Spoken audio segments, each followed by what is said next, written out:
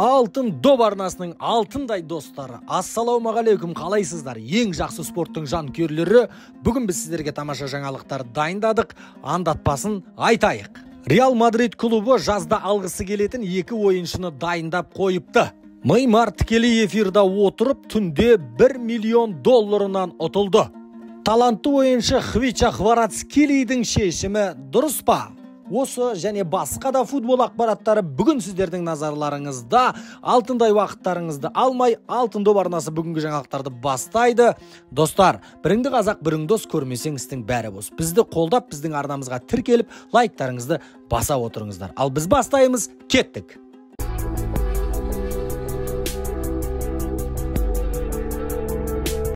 Барселона клубы жазғы трансферлік терезелерге дайындалып жатыр. Дайындалмаса болмайды, себебі жан-жағының бәрі мықты болып бара жатыр. Ал енді спорттық директор Матео Алеманиді білесіздер, еркін агенттерді өте мықты қатарына қоса алады. Не айтатынын білмеймін. Сондықтан бұл жолда еркін агенттерге көз тігіп отыр. Иниго Мартинез атты Атлетик Билбаоның мықты ойыншысын қатарларына қосып алды. Осы Алеманияның ардақты сөздерінің арқасында не айтатынын шыны керек білмеймін, бірақ еркін агент ретінде мықты ойыншыларды қатарына қоса алады. Барселона және де қайтадан Абамеянг өздерінің қатарларына қосып алайын деп жатыр, жалға алайын деп жатыр.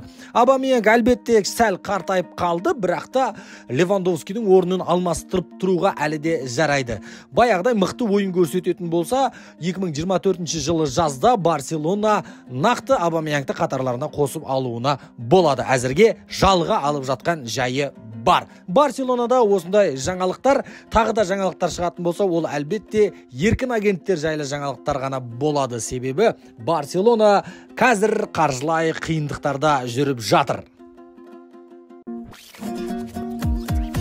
Интер жайлы жаңалықтарда жарыққа шығып жатыр. Жалпы Интер клубы бас бапкерлеріне көңілдері толмайды, Инзагиға. Жалпы клубта прогресс жоқ дейді клуб басшылары. Ал енді Инзаги айтады, бұған клуб басшылары кінәлі, себебі топ трансферлер жоқ клубта дейді. Бір-бірін кінәлап жүрген жайы бар. Ал дәл қазір Интер клубы жаңа бапкер іздеуді де қарастырып кеткен тәрізді.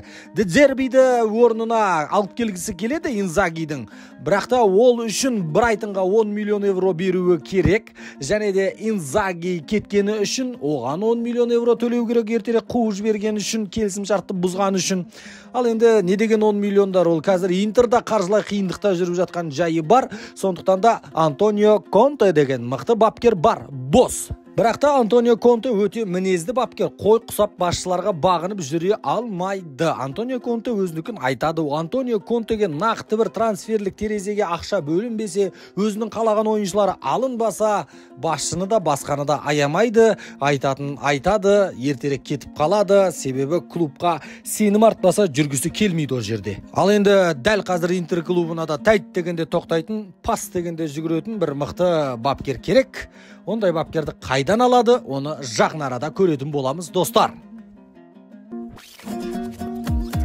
Анчелотти қандай шешім қабылдайды, Реал Мадрид қандай шешім қабылдайды, соған байланысты Реал Мадридтің трансферлік терезесі орын алатын болады. Егер де Анчелотти Реал Мадридта қалатын болса, өте бір үлкен трансферлерді күтпейміз дейді Реал Мадридтан аналитиктар. Ал егер Анчелотти кетіп басқа бапкер келетін болса, Реал Мадридта міндетті түрде топ трансферлер болады дейді сарапшылар. Ал енді Анчелотти кетсін кетпесін, бір-екі ойыншыны бақылап отырған жайы бар Реал Мадридтің. Оның бірі Карвахальдың орнына ойыншы қарастыруда, себебі Карвахальдың да қазір жасы келіп қалған жайы бар. Карвахальдың орнына Рис Джеймс атты мықты ойыншы бар Челсида. Енді оны ала алады ма, ала алмайды ма белгісіз, бірақ негізгі ұстанып отырған ойыншы сол ойыншыны Реал Мадридқа алып келгісі келеді Реалдың скауттары. Ал одан бөлек Рис Джеймс көнбей қалған жағдайда Манчестер Ситидан Жуан Канселоны алып келгілері келеді.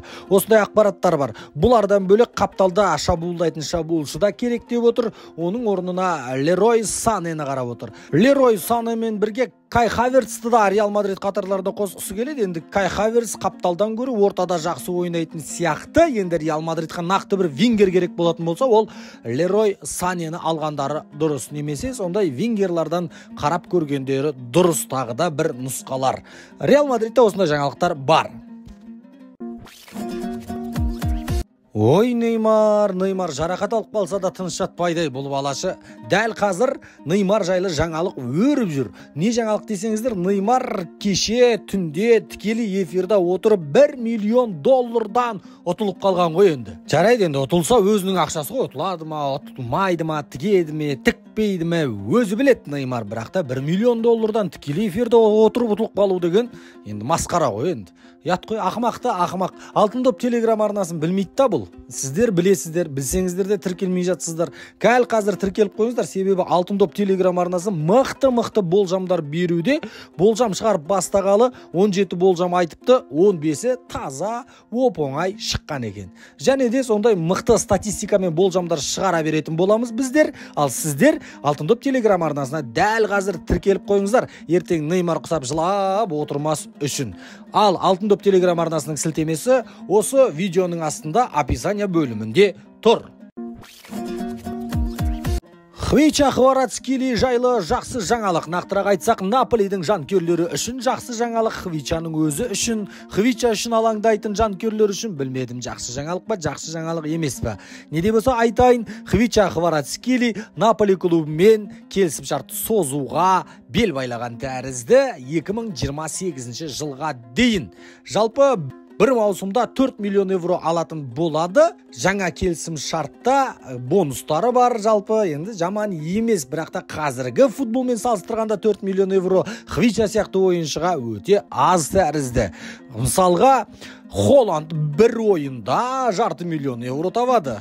Ал Мбаппе жайлы мүлдем біз әңгіме қозғамай қояйық. Мбаппенің ақшасы жайлы тіліміз деп қалады, оның ақшасына келмейді. Енді Хвича Кварацхелияға Марадонаның баласы да айтып жатыр, 10-шы номерді Хвича Кварацхелия алғанын қалаймын, Хварадонна болсын деген сияқты. Енді жалпы құрмет жақсы қазір Хвича Кварацхелияға Наполида. Дәл қазір Хвича мықты ойыншы. 2-3 жылдан кейін қандай болады, оған ешкімде гарантия бере алмайды меніңше. Мүмкін дәл қазір мықты клубқа Наполидің Хвичаны сатып жіберген дұрыс па еді, неге сонша жабысып қалды, ақша тапқандары да жақсы еді деген сияқты. Ал енді мақтауын асырып жатыр, кезінде Инсиньяда, Гамчикта мықты ойыншылар болған, бірақ та олардың деңгейі төмендеген кезде, команда қамқор болатын кезде, командаға жаңа келісімшарт жазатын кезде оларды қуып шыққан еді, керек емессің деген еді. Хвичамен солай болмауына кім кепілдік береді? Меніңше енді ойланып та көру керек сияқты, мықты ұсыныстар түссе, Реал Мадридтан деген сияқты, басқа да топ клубтардан деген сияқты, Хвича Кварацхелияды сатып та жібергендері дұрыс ау, Наполида қалғанша. Енді сіздердің ойларыңыз қалай? Өз ойларыңызды әлбетте комментарияға жаза отырыңыздар. Ал достар, естеріңізге тағы да бір сала кетейін. Осы видеоның астында описание бөлімінде біздің телеграм арнамыз тұр. Сол жаққа келіп тіркеліп қойыңыз. Мықты болжамдар, жақсы жаңалықтардың бәрі сол жерде. Ал достар, ертең кездескенше футбол жаңалықтарын алтын доп арнасымен бірге тамашалаңыздар.